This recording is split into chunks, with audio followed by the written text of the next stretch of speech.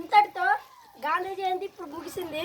కావున అందరూ లేచి మనం అందరం జనగణమనతో ముగింపు చేద్దాం. సైలెంట్ లేచి నిలబడి జనగణమన అందరు కలిసి పాడాలా.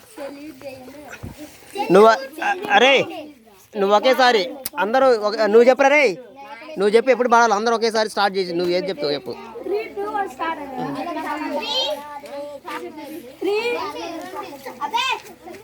జాయిస్ లేచి నిలబడు.